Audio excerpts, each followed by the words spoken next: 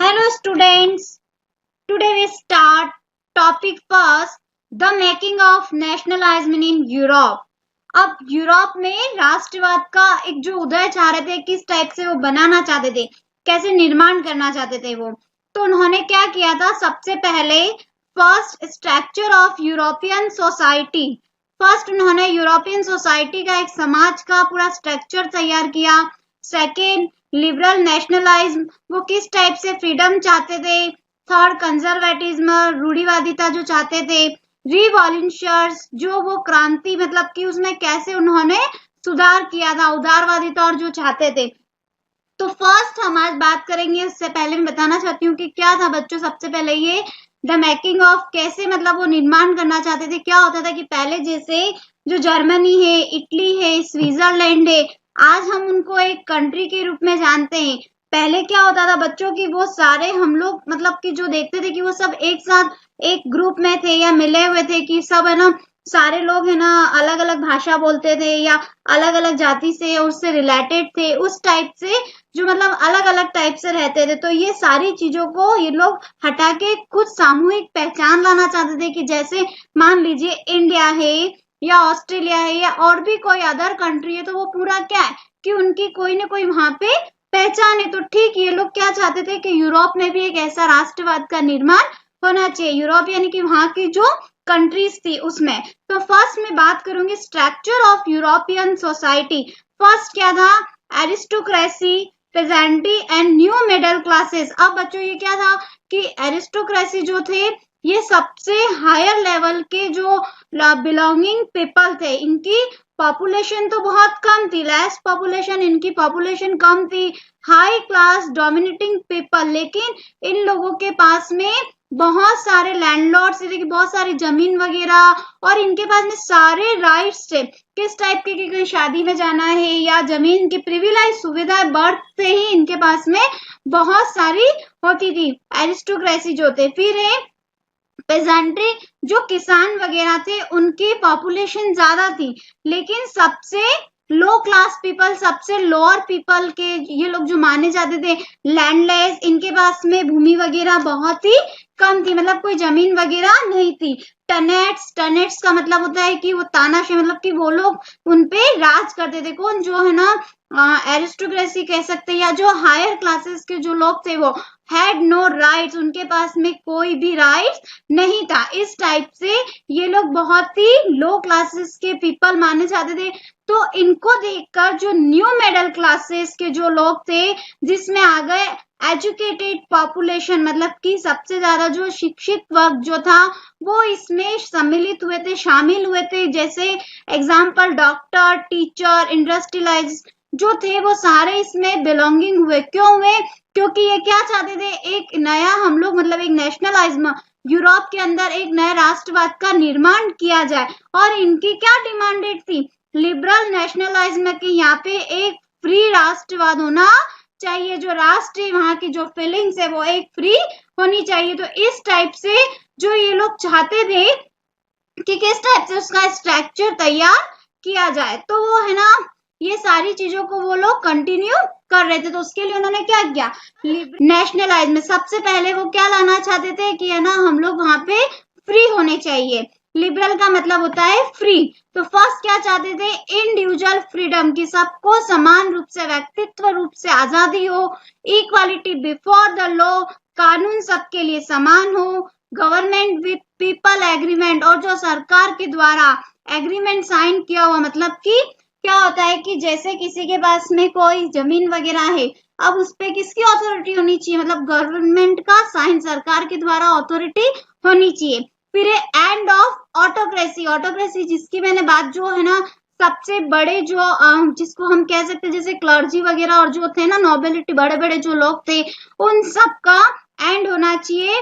और सब लोगों के लिए क्लरिकल प्रिविलेज, मतलब कि सब लोगों के लिए समान सुविधाएं होनी चाहिए। कॉन्स्टिट्यूशन एंड रिप्रेजेंटेटिव गवर्नमेंट, और सबके लिए जो संविधान बनाया गया है वो सरकार जो बन रही है वो सबके लिए समान होनी चाहिए। तो इस टाइप से ये लोग क्या करना चाहते थे लिबरल नेशनलिज्म में, कि वो लोग है ना चेंजेस चाहते थे। क्या चेंजेस चाहते थे, कि जिसका मैंने सिंपल सा मीनिंग बताया, लिबरल का मतलब होता है फ्री होना, वो लोग एक नया कानून चाहते थे कि सभी लोगों के लिए नई स्वतंत्रता हो, नई फ्रीडम हो, इक्वालिटी हो, और जो मोनार्की का वो जो शासन चल रहा था उसको हटा दिया जाए और एक नई कॉन्स्टिट्यूशन और एक नई जो है ना प्रतिनिधि, मैंने बात करी आपके सामने, रिप्रेजेंटेटिव गवर्नमेंट, जो प्रतिनिधि सरकार के लिए मतलब एक जो है ना सब लोगों के लिए समानता का अधिकार दे सके। और फिर क्या किया उन्होंने, वो जितनी भी मतलब जो प्राइवेट प्रॉपर्टी है या उन सब पे कि वो सारी ये लोग जो लेके बैठे थे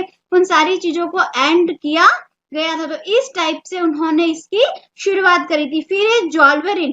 बच्चों ये आपके 1 मार्क्स में और ऐसे क्वेश्चन पूछा जाता है as a very very important topic. 1 marks में पूछते हैं कि जॉल्वरिन की संधि क्या थी, क्यों करी गई थी। तो ये करी गई थी 1834 में, और इसमें इन्होंने क्या किया था, एक कस्टम यूनियन फॉर्म, मतलब कि एक जो जॉल्वरिन का गठन किया गया था। क्यों किया गया था, इसमें बहुत सारे, सबसे पहले पुर्शिया के द्वारा इसको स्टार्ट किया गया था, मतलब कि जो पुर्शिया के द्वारा इसको स्टार्ट किया था।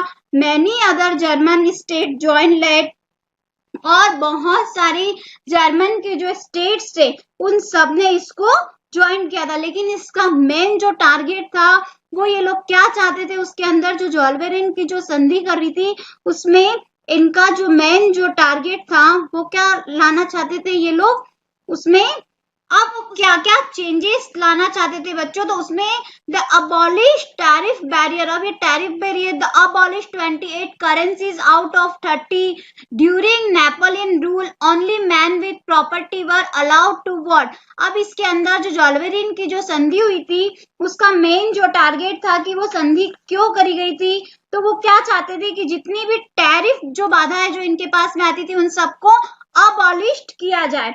और सेकंड क्या था कि पहले बहुत सारी करेंसीज चलती थी, जैसे 28 करेंसीज आउट ऑफ 30, बहुत सारी, इतनी सारी करेंसीज चलती थी। तो उन सारी मुद्राओं को क्या किया, अबॉलिश किया गया था। During Napoleon rule only man with property were allowed to vote. और क्या था कि जो नेपोलियन का जब शासन था उस समय क्या था कि जिसके पास में प्रॉपर्टी है उसी को ही वोट देने के अधिकार था। तो इन सारी चीजों को जो जॉल्वेरिन की संधि करी गई थी उसका मेन टारगेट तो यही था, वो क्या लाना चाहते थे कि सब लोगों में एक जैसी, जैसे कि मान लीजिए कि जैसे रेलवे का एक नेटवर्क होता है, हम जिसको राष्ट्रीय एकता मतलब कह सकते हैं कि एक साथ जैसे जोड़ा जाता है उन सारी चीजों को, वैसे ही वो क्या लाना चाहते थे कि सब लोगों में इकोनॉमिक जो राष्ट्रवाद, जो नेशनलाइज की जो फीलिंग है वो सारे लोगों को एक साथ जोड़े। तो इसीलिए उन्होंने जो जॉल्वेरिन की संधि करी थी उसका मेन कारण था कि जो 28 करेंसीज और इतनी सारी चलती थी उन सारी चीजों को हटाया जाए, उनके सामने जितनी भी टैरिफ जो है ना, बैरियर्स जो बाधाएं आती थी उन सबको मुक्त किया जाए। और जो नेपोलियन का जो रूल्स चल रहा था कि विथ प्रॉपर्टी, जिसके पास में केवल प्रॉपर्टी है वो ही वोट कर सकता है। तो इस टाइप से जो जॉल्वेरिन की संधि हुई थी, तो उन सारी चीजों को, इसका कारण यही था कि वो लोग सारे राष्ट्रीय भावनाओं को एक मजबूत करना चाहते थे। फिर उन्होंने क्या शुरू करा, बैटल ऑफ वाटरलू। ये पूछा जाता है कि कौन से ईयर में हुआ था, मतलब कि कब हुआ था, क्यों हुआ था। तो जो Britain, Russia, Persia, Austria attack, इन चारों कंट्रीज ने मिल के अटैक किया था किसका, जो नेपोलियन के जो शासन चल रहा था उसका उन्होंने एंड किया था। क्यों किया था, क्यों जरूरी था नेपोलियन के शासन का एंड करना, क्योंकि ये लोगों में क्या लाना चाहते थे कि नेशनलाइज की फीलिंग को लाना चाहते थे। इसीलिए उन्होंने 1850 में जो नेपोलियन की जब हार हो जाती है, जब उसका एंड हो जाता है, तो बहुत सारी जो यूरोपीय सरकार होती है, मतलब ये सारी जो है जो गवर्नमेंट है वो सब लोगों में एक कंजर्वेटिज्म लाना चाहती थी। ये देखिए कंजर्वेटिज्म का मतलब होता है रूढ़िवादिता। क्या लाना चाहती थी, रूढ़िवादिता लाना चाहती थी।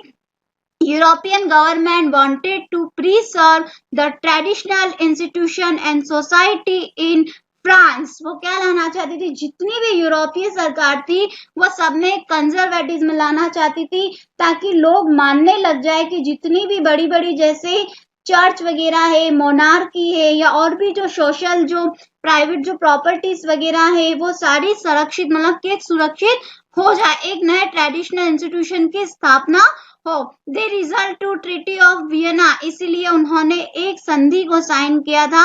ये 1 मार्क्स में पूछा जाता है कि ट्रीटी ऑफ वियना का साइन कब हुआ था, इसका क्या रिजल्ट निकला था। तो ये आपके लिए एक इम्पोर्टेंट था कि ट्रीटी ऑफ वियना जो साइन किया गया था वो कब किया गया था और ट्रीटी ऑफ वियना क्या था। तो इस टाइप से जो क्वेश्चन आता है एक कि ट्रीटी ऑफ वियना क्या है, तो ट्रीटी ऑफ वियना क्या था, 1850 में हुआ था, जिसको कौन कौन सी country, Britain, Persia, Russia, Austria, ये चारों जो कंट्री थी उन्होंने मतलब एक ग्रुप बन के किसको हराया था, उन्होंने जो नेपोलियन जो बोनापार्ट थे उनको उन्होंने हराया था। किसने, जो ये 4 कंट्रीज थी। अब इसमें वो फर्स्ट क्या क्या चीजों में करेक्शन करना चाहते थे, establishment of states on the border of France so that it cannot be expanded in future, restorations of Bourbon dynasties in France. Persia got some important territories on its western. Austria got control over North Italy. Russia got Poland.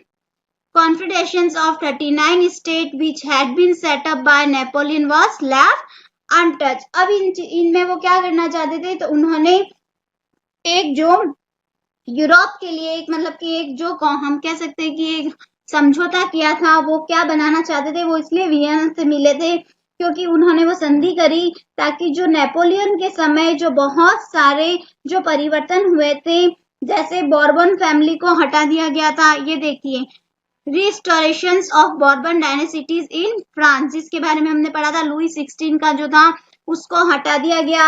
और भी क्या क्या changes इसमें जो किए गए थे, जैसे फ्रांस ने भी बहुत सारे जो उनके फ्यूचर, ये देखिए बहुत सारे जो स्टेट्स वगैरह थे, जो क्षेत्र थे, उन सारी चीजों को उन्होंने खो दिया था।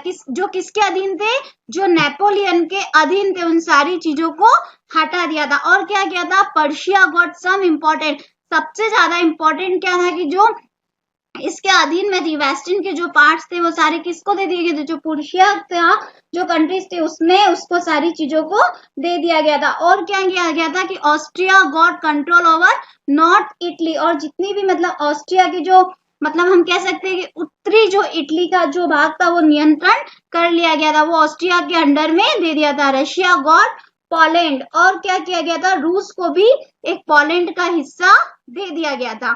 इस टाइप से जो ट्रीटी ऑफ वियना किया गया था। उसके बाद जो लास्ट आता है कि बहुत सारे मतलब कि ऐसे नेपोलियंस के द्वारा बहुत सारे स्टेट्स उनके जो उनके अंडर में थे, उन सारी चीजों को भी अनटच कर दिया गया, मतलब कि कह सकते हैं अनटच का मतलब कि अछूत कर दिया गया, कि सारी चीजों को नेपोलियन के द्वारा जो उन्होंने स्थापित कर रखी थी उन सब चीजों को लेफ्ट कर दिया था। तो ट्रीटी ऑफ वियना क्या है, ये क्वेश्चन बोर्ड में पूछा जाता है कि ये संधि क्यों हुई थी।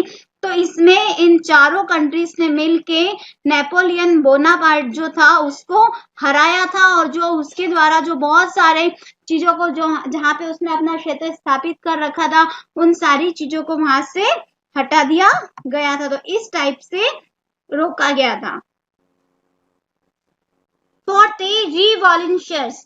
अब बच्चों जो हम बात कर रहे हैं, ये आपके सामने एक इमेज बनी हुई है जो है गॉजिपी मैजिनी की, जो इटली की रिवॉल्यूशंस माने जाते हैं। इनका मेन टारगेट था एम ऑफ सीक्रेट सोसाइटी, एक गुप्त जो समाज की जो स्थापना करना चाहते थे। क्यों करना चाहते थे, spread the idea of nationalism. इन्होंने क्या विचार दिया कि लोगों में राष्ट्रवाद की भावना को प्रेरित किया जाए। Oppose the treaty of Vienna, और ये अपोज का मतलब होता है विरोध, कौन सी संधि के, जो वियना की संधि थे उसके अपोज हुए। फाइट फॉर द फ्रीडम, और वो आजादी के लिए लड़ रहे थे। इनका मेन टारगेट क्या था, जो गॉजिपी मैजिनी थे एंड इटालियन रिवॉल्यूशन माने जाते हैं। ये 1 मार्क्स में पूछा जाता है, ये क्वेश्चन आता है। और ये क्या चाहते थे, मेंबर ऑफ सीक्रेट सोसाइटी कार्बोरी। अब ये इसमें क्या चाहते थे कि 2 चीजें उन्होंने फॉर्म करी थी, एक तो यंग इटली इन मार्शिले और यंग यूरोपियन बर्ना। अभी क्या लाना चाहते थे? Believed in unification of Italy. ये पूरा टॉपिक आपके टॉपिक नंबर 4 में आएगा कि यूनिफिकेशन क्या था इटली का और जर्मनी का, कि कैसे पूरा एक राष्ट्र का जो निर्माण किया था। तो इसमें मैं आपको एक शॉर्ट में बताना चाहती हूँ बच्चों कि गॉज़ीपी मैज़िनी क्या चाहते थे। तो जो गॉज़ीपी मैज़िनी थे वो एक इटालियन क्रांतिकारी माने जाते थे और 1807 में उनका जन्म हुआ था, जेनेवा में उनका जन्म हुआ था और वो एक सीक्रेट सोसाइटी के मेंबर माने जाते थे।